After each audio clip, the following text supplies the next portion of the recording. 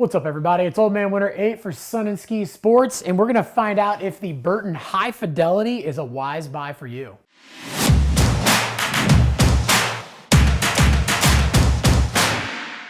So the High Fidelity is a unisex board in their family tree lineup, and one thing to note that a lot of people are saying you want to ride this thing a little bit longer than you traditionally would ride.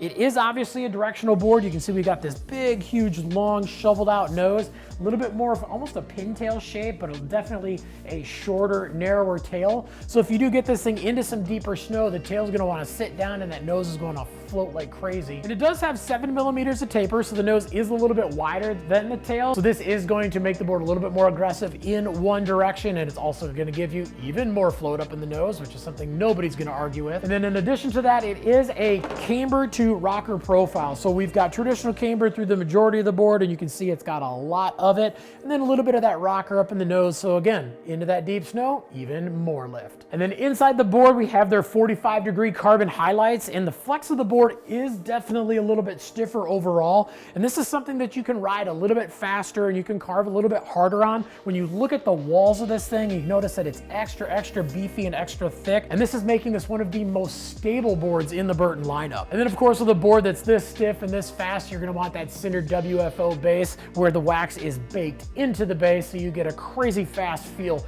right out of the packaging.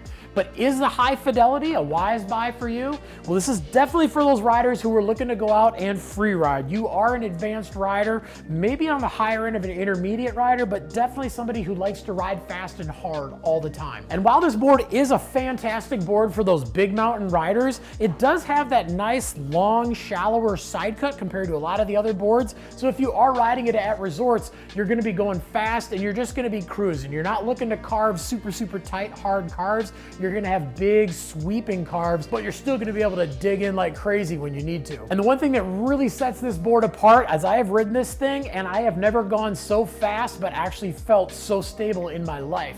But if you got any questions about anything else other than what we talked about in this video, definitely leave some comments down below. Also make sure to like and subscribe to the Sun and Ski YouTube channel, and make sure to head on into any of their locations so you can check out the brand new Burton High Fidelity. But if you don't have a location nearby, no problem. Just check them out at sunandski.com.